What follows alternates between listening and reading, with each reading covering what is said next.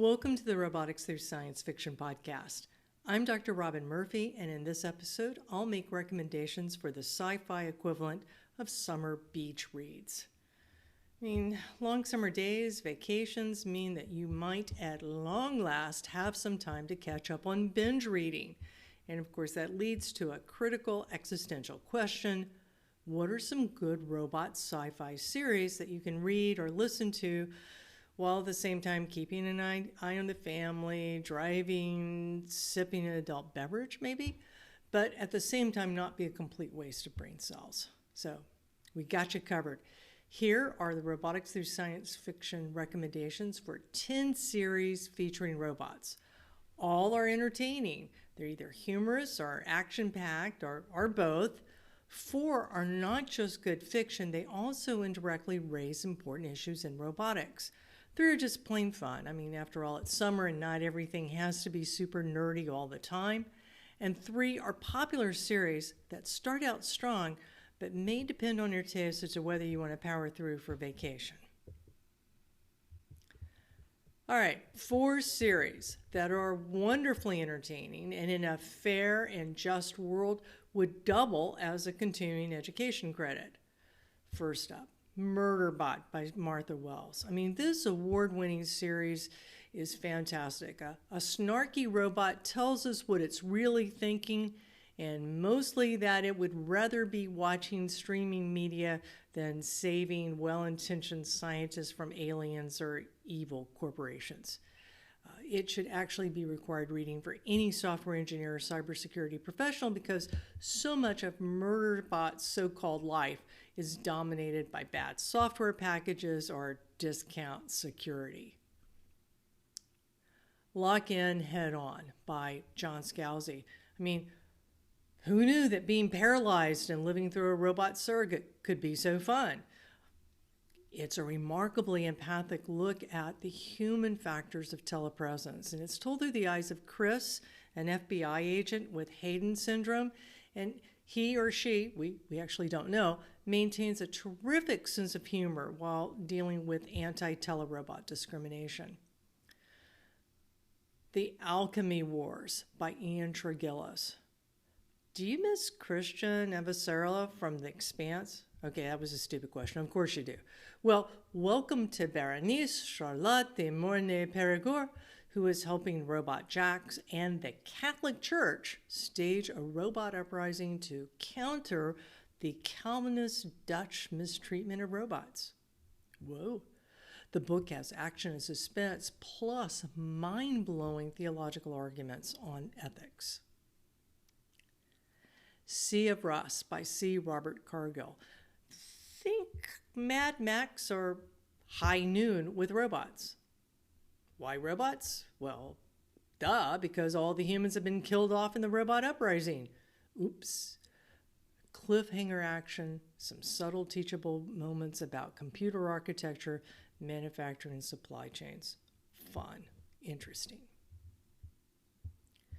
Now, 3 series have no hard science aspects whatsoever, but are just a ton of fun.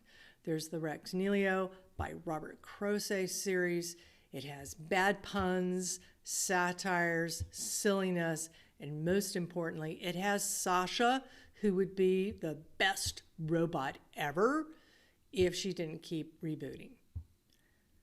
Saga of the Seven Sons by Kevin J. Anderson.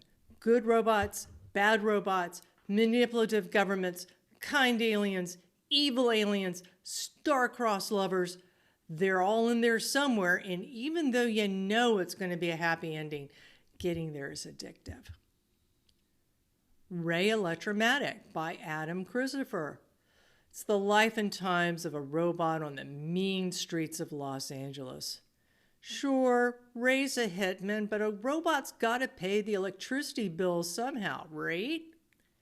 It's a mashup of Guy Noir with Grosse Point Blank, and it spoofs the entire detective noir genre. Finally, there are 3 popular series that merit a mention. All start out strong with the first book, but subsequent entries may or may not live up to the first, depending on your personal taste. The Themis Files by Sylvain Neuvel. It's an X-Files-like mystery about a giant robot that's been uncovered. The robot serves as a great example of how not to design mecha or how to design human-robot interfaces. The Ware Tetralogy by Rudy Rucker is a trippy future where robots don't like humans and they get even by overcharging them for medicine and health care. Nice. Here's where it hurts. And it has a great description of genetic algorithms. The Caves of Steel trilogy by Isaac Asimov. These are the Good Doctor's police procedurals with R. Daniel Olival, the humanoid robot. The first book is a must-read. The other three, he added a fourth to the trilogy decades later, are readable, but they're forgettable. On the other hand, Asimov's forgettable sci-fi is often better than most sci-fi writers' best sci-fi. So there you go. 10's a big number. It's not like we're trying to give you a lot of work to do over the summer. If you had only one series to pick, Murderbot is a safe bet. Everyone, and I do mean everyone, loves Murderbot. If you do start a series, read the books in order of publication. For example, each book in the Murderbot series is a standalone book and terrific, but it's even funnier if you followed Murderbot's evolution. Likewise, Day Zero is the prequel to Sea of Rust, but it works better to start with Sea of Rust and then see what happened to cause it all. But no matter.